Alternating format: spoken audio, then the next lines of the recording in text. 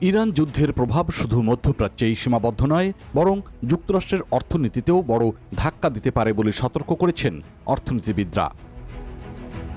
আন্তর্জাতিক সংবাদ মাধ্যম CBS News, New York Times ও অন্যান্য বিশ্লেষণধর্মী প্রতিবেদনে বলা হচ্ছে, আগামী 1 বছরের মধ্যে যুক্তরাষ্ট্রের অর্থনৈতিক মন্দা অনেক বৃদ্ধির আশঙ্কা দেখা দিয়েছে। বিনিয়োগ প্রতিষ্ঠান গোল্ডম্যান স্যাক্স জানিয়েছে, বৈশ্বিক জ্বালানির দাম বৃদ্ধির কারণে যুক্তরাষ্ট্রে মূল্যস্ফীতি বেড়ে 3.1% পৌঁছাতে পারে।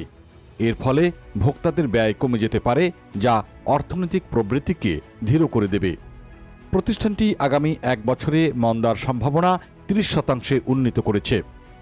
অন্যদিকে গবেষণা প্রতিষ্ঠান ইউআই পার্থেনন আরও সতর্ক অবস্থান নিয়েছে।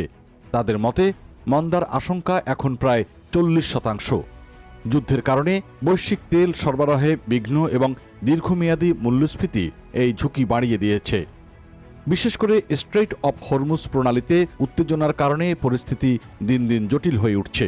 বিশ্বে উৎপাদিত তেল ও গ্যাসের প্রায় 20% এই পথ দিয়ে যায়। যুদ্ধের কারণে এই গুরুত্বপূর্ণ নৌপথ প্রায় বন্ধ হয়ে পড়ায় জ্বালানি বাজারে অস্থিরতা সৃষ্টি হয়েছে। যুক্তরাষ্ট্রের গ্যাসোলিনের দামও বেড়ে গেছে। বর্তমানে প্রতি গ্যালন গ্যাসের গড় মূল্য প্রায় $3.98, যা 1 মাস আগের তুলনায় প্রায় $1 বেশি। ডিজেলের দামও আরও বেশি বেড়ে পরিবহন, কৃষি ও শিল্প খাতে খরচ বেড়ে গেছে। আর এর প্রভাব পড়েছে খাদ্যদ্রব্যের দামেও। বিশেষজ্ঞরা বলছেন, মধ্যপ্রাচ্যের অস্থিরতায় সার উৎপাদন ব্যাহত হওয়ায় খাদ্যদ্রব্যের দাম আরও বেড়ে যেতে পারে। এতে সাধারণ মানুষের জীবনযাত্রার ব্যয় আরও বাড়বে। এসব কারণে চাপ পড়েছে পরিবহন খাতেও। বিমান সংস্থাগুলো জ্বালানি খরচ সামাল দিতে ভাড়া বাড়িয়ে দিয়েছে। একইভাবে ডাক বিভাগ ও বিভিন্ন সেবা খাতে অতিরিক্ত চার্জ আরোপ করা হচ্ছে।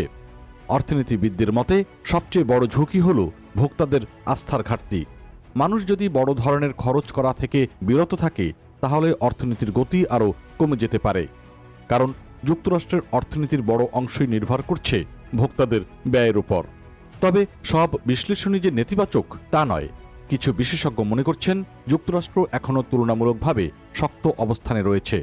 বিশেষ করে অন্যতম বড় তেল উৎপাদক হওয়ায় দেশটির মধ্যপ্রাচ্যের জ্বালানি সংকট থেকে কিছুটা সুরক্ষিত। এছাড়া আধুনিক যানবাহনের জ্বালানি দক্ষতা বৃদ্ধি এবং সরকারের কর ছাড় সুবিধাও ভোক্তাদের কিছুটা স্বস্তি দিতে পারে। ফলে তাৎক্ষণিকভাবে বড় ধরনের মন্দা নাও দেখা দিতে পারে। সব মিলিয়ে দেখা যাচ্ছে, ইরান যুদ্ধ দীর্ঘায়িত হলে যুক্তরাষ্ট্রের অর্থনীতিতে আরও চাপ বাড়বে। তবে পরিস্থিতি এখনও পুরোপুরি নিয়ন্ত্রণের বাইরে যায়নি এবং ভবিষ্যৎ অনেকটাই নির্ভর করছে যুদ্ধ কত দ্রুত শেষ হয় তার উপরে।